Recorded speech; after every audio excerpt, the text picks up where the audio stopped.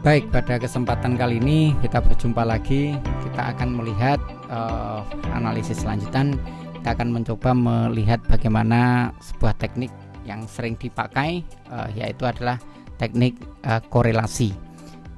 Sebagai di sini saya akan sampaikan korelasi ini secara sederhana sebetulnya menunjukkan hubungan antara sebuah teknik analisis yang menunjukkan hubungan antara variabel X dan juga variabel Y jadi soalnya kita mau menghubungkan variabel X dan variabel Y, ini biasanya kita minta variabelnya adalah continuous dengan variabel Y yang juga continuous Contohnya kita punya variabel continuous kecerdasan itu X, kemudian apakah ada hubungan antara kecerdasan kemudian dengan keberhasilan, itu kemudian kita punya variabel Y. Nah, ini salah satu contoh yang bisa kita terapkan dalam penelitian-penelitian atau pertanyaan-pertanyaan ilmiah mengenai berkaitan dengan korelasi. Nah, kita akan coba contoh, lihat di sini. Saya akan melihat apakah ada hubungan antara matematika dan juga membaca. Ya, di sini akan kita coba lihatkan. Nah, di sini akan saya gambarkan. Di sini ada dua sumbu ada dua sumbu. Di sini ada sumbu X di sini juga ada sumbu Y. Di sini ada sumbu Y. Kemudian di X ini kita akan di sini ada observasi matematika, ada murid yang ada di sini murid yang punya skor tertentu di sini, kemudian ada skor membaca. Nah, kita akan melihat apakah ada hubungan antara skor matematika di sini kemudian dengan skor membaca. Selama ini mungkin kita perlu mengetahui apakah anak-anak yang pandai matematika itu juga bisa bagus atau bisa memahami pelajaran pelajaran membaca. Nah, dari sini kita mencoba melihat ternyata memang ada hubungan dari sisi ini saya berikan contoh antara matematika dan membaca. Ya, jadi kita akan bisa melihat apakah ada hubungan matematika membaca. Nah, ini bisa kita coba gambarkan di sini dengan cara uji korelasi atau disebut dengan nama uji korelasi. Nah, untuk membuat uji korelasi ini menjadi lebih nyata lagi, bagaimana cara mengoperasikannya, kita coba lihat di Jamovi. Di Jamovi ini saya sudah menyediakan sebuah dataset baru, bukan yang WVS kemarin, tapi saya nanti akan sediakan linknya juga, ada namanya pisa.msu.dta. Dan di sini ada beberapa variabel yang sudah muncul di sini. Ini adalah tentang PISA kita pernah membahas tentang bagaimana skor PISA murid Indonesia, dan ini adalah kasus untuk atau data untuk PISA di Indonesia di tahun 2018. Nah, ini ada kode sekolah, kemudian ukuran sekolah, berapa jumlah siswa sekolah di situ ini anak SMP. Kemudian skor matematika di sini kita bisa lihat, kemudian ada skor reading atau membaca, di sini ada skor science atau ilmu pengetahuan alam. Dan juga di sini adalah facilities yang dia miliki sekolah kemudian pabrik itu mempunyai ini pabrik ini berarti sekolah negeri atau swasta, kemudian urban lokasinya, growth itu adalah growth mindset, kemudian di sini ada yang terakhir adalah dummy variable untuk female. Nah, mari kita coba lihat. Tadi sudah diberikan contoh di awal, di sebelum ini kita akan melihat bagaimana matematika dengan membaca, dan membaca. Untuk menjalankan, kita akan klik di regression, kemudian kita ambil correlation matrix. Di correlation matrix di sini sudah ada petunjuknya adalah math dan juga read atau membaca dan read. Math dan read, kemudian kedua-duanya kita pindahkan di sebelah kanan dengan analisis ini Nah, ini sudah ada gambarannya di sini correlation matrix. Nah, sebelumnya mari kita lengkapi beberapa fitur yang kita perlukan di sini, yaitu pertama adalah significant correlation-nya. Kemudian saya akan klik dengan n-nya, jumlahnya berapa. Nah, di sini ada 12.000.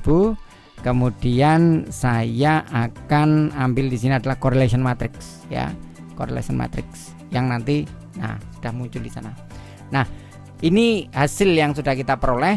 Nah, mari kita coba tafsirkan bagaimana hasil dari analisis kita ini sudah jadi, dan kita akan baca satu persatu.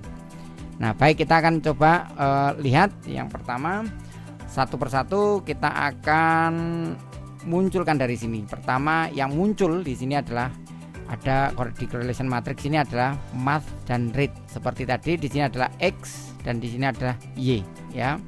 Dan ini bagaimana hubungan antara X dan Y. Kemudian di sini ada Pearson. Kita sudah mengambil di sini ya korelasinya Pearson ya. Saya untuk kesempatan kali ini saya pakai ini Pearson. Ini yang paling banyak dipakai untuk parametrik. Nah, nanti akan kita bahas lagi nih Pak tentang parametrik. Nah, Pearson R itu menunjukkan 0,872. R-nya sebesar 0,872. Padahal R ini ya, R ini adalah fungsi korelasi ya. Ini adalah R itu adalah korelasi yang nangkanya itu berkisar antara 0 sampai 1. Paling rendah 0, paling tinggi 1. Jadi kalau 0,872 dia ini sudah mendekati udah hampir mendekati 1. Dimana berarti kalau kita lihat ini sudah relatif tinggi. Nah, 0,872 ini. Dan ini bisa kita lihat di P value-nya ya, ini ada bintang 3 di sini, P value-nya juga kecil ya, P value kecil. Dan kemudian kita bisa mengambil sedikit kesimpulan dari sini bahwa ternyata hubungan ya, ada hubungan yang sangat signifikan. Ini T-nya 3 ini ya. Ada hubungan yang sangat signifikan ya. Hubungan sangat signifikan ya antara antara kemampuan matematika ya, matematika dan membaca. Nah, ini kita bisa menjawab hipotesis itu. Jadi ada hubungan antara kemampuan matematika dan membaca. Nah, dari sini kita bisa memberikan kesimpulan kepada publik bahwa mereka mahasiswa atau student yang mempunyai kemampuan membaca matematika yang tinggi itu relatif mempunyai kemampuan membaca yang juga tinggi ya.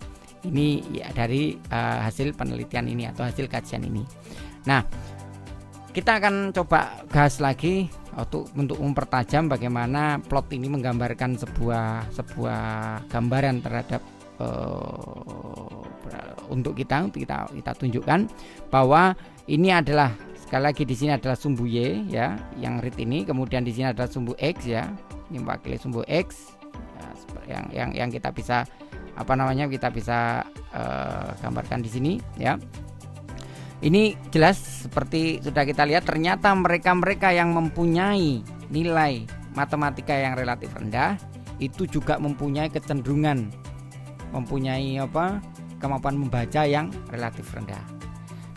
Dan demikian pula diikuti ke sana sampai ke atas sana. Mereka yang punya kemampuan matematika yang relatif tinggi di sini ya, ini di sini kumulanya itu juga berhubungan dengan bagaimana mereka mempunyai kemampuan membaca yang relatif tinggi. Nah, ini kesimpulan yang sangat penting yang bisa kita hasilkan dari perhitungan atau analisis menggunakan Jamovi ya. Ya, ini hasilnya. Nah, penelitian ini bisa kita gunakan untuk membuktikan hipotesis, terutama hipotesis yang berkaitan dengan hipotesis penelitian, terutama untuk menguji korelasi. Hipotesis korelasional ya, hipotesis korelasional. Ada hubungan antara X dan Y. Nah, hipotesis ini bisa kita gunakan untuk penelitian yang lebih luas lagi, bisa untuk skripsi atau bisa penelitian umum, dan kita bisa menjumpai di jurnal-jurnal. Sebenarnya teknik korelasi ini juga masih banyak digunakan karena ini sebagai teknik dasar, dan tidak hanya sebagai teknik dasar, tidak hanya untuk analisis beberapa analisis penelitian, tapi ini untuk teknik analisis dasar untuk melangkah ke beberapa teknik analisis berikutnya. Seumpama nanti kita akan bisa memahami bagaimana analisis regresi itu dengan pemahaman korelasi. Kemudian kita bisa menggunakan analisis yang lebih canggih lagi, semuanya structural equation modeling gitu. Kita berangkatnya juga dari konsep-konsep korelasi ini. Ya, baik. Demikian untuk penjelasan tentang korelasi ini. Semoga kita bisa terapkan untuk beberapa aktivitas ilmiah atau penelitian kita selanjutnya. Dan terus semangat, sampai jumpa di sesi berikutnya, dan jangan pernah berhenti untuk belajar. Terima kasih.